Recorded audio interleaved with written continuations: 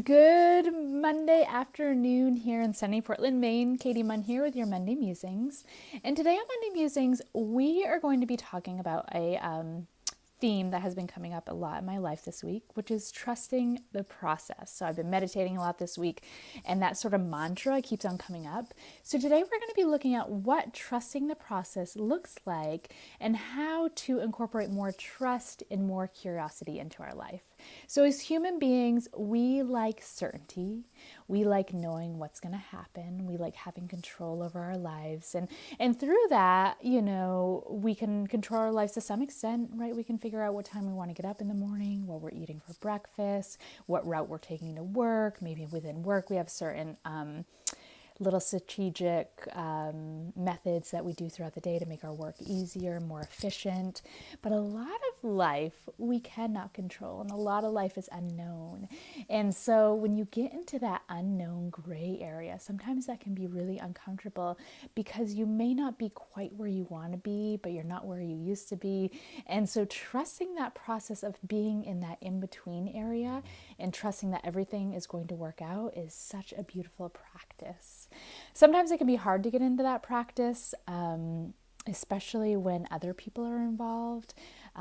If you're trying to collaborate with some sort of work project, it's not only your energy coming into it, but it's also the individuals that you're collaborating with. And often when things don't happen our way, or when we want them to happen our way so bad, it's hard to trust that process. But what I truly believe is life is like a game of chess to some extent. So a lot of times things are happening behind the scenes, and that's almost the mystery of life. So it's like, this thing has to fall into place for this person, and then this thing has to fall in place for that job, and then all comes together, and then it comes to a head, and what you're seeking usually does manifest. Sometimes it doesn't manifest in the way you want it to, but that process sometimes has to take place for things to happen.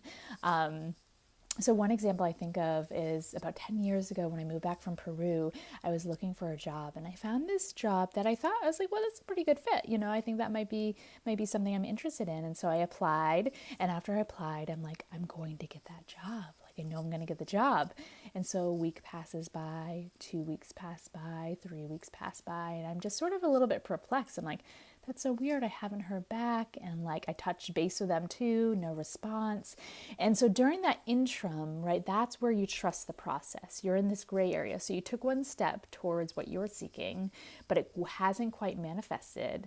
And so trusting the process that things have to align sometimes for that final result to happen.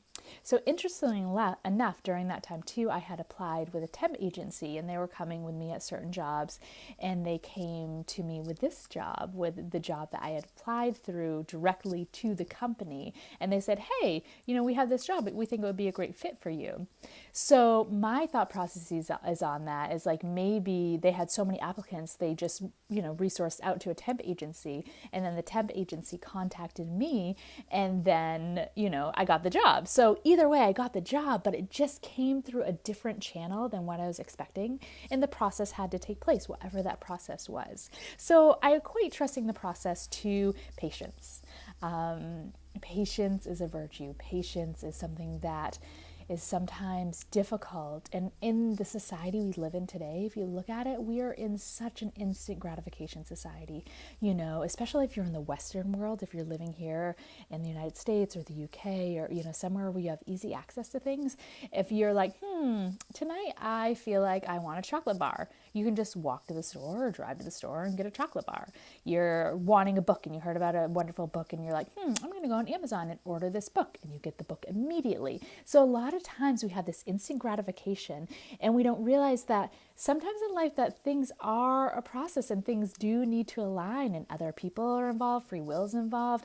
Sometimes, like, for example, if you're trying to do a contract with some company, and that company may like back out last minute, and you're like, why did they back out? And in reality, maybe another better company was coming your way, but you needed to not accept that position, or that contract. So there's a lot of different reasons that things maybe aren't aligning up how you want them to. And then thinking about that, within that processes, it's kind of a little control issue. You're wanting things to happen when you say they happen, right? And you're not trusting the process, and you're being impatient. So easier said than done, right? So you're like, okay, so I trust the process, but how does that work, right? We can say we trust something, but do we really, really trust it? So in trusting the process, the first step is letting it go. So you're like, okay, I'm wanting to buy this house, for some reason the mortgage isn't going through. There's kind of a stalemate going on there. If you're sort of like trying to analyze it and trying to make it happen, it usually doesn't happen. So just let it go. Like go hang out with your friends, go take a walk in nature, focus your mind on something else and realize the wheels are already spinning. Things have already been put into motion. And what you're seeking, if it's meant for you, it will happen. So trust the process. Trust that things are unfolding perfectly just for you. So letting go, having fun, playing, and then also staying in integrity. So staying in integrity with your daily exercises, your daily routines, those things that you can control. And the more you take care of yourself, for example, I've been meditating every morning for a year. My birthday was on Friday, and it's been a year since I have made the commitment to myself to sit down every morning and meditate. And doing that commitment to myself, a lot of things have shifted within my life, but it's been a process, right? It didn't happen overnight, but it's like for example, I'm not eating, just throwing his ball here. I'm not eating as much sugar in my diet. I rarely drink anymore. My anxiety is a lot less. So through this process of meditating daily, I'm attaining what I wanted or attaining what I'm seeking. So all of you have your routines, your self-care things that make you feel good, make you feel whole. So you're in this process where you're in kind of a gray area and you're needing to trust a little bit deeper, maintaining those things that really fill you up and really give you purpose and really help you feel strong and worthy and beautiful is one of the best things you can do. So this week, if there's any area of your life where you're feeling like you need to have a little bit more patience, where you're feeling like maybe you're in this gray area where you're not quite where you want to be, but you're not quite where you were, and you're just having a little issue maybe trusting, go out, have fun, stay in integrity with yourself, balance your life, and before you know it, whatever you are seeking is going to unfold for your highest good. I hope you all have an amazing Monday. I'm headed off to yoga and the sun's shining and I'm 36, so that's fun. I'm a year older. I love you all so, so much. Stand in your light, stand in your integrity. Know that you're worthy, know that you're beautiful, and you have so much to offer the world. Okay, until next week, guys. Bye.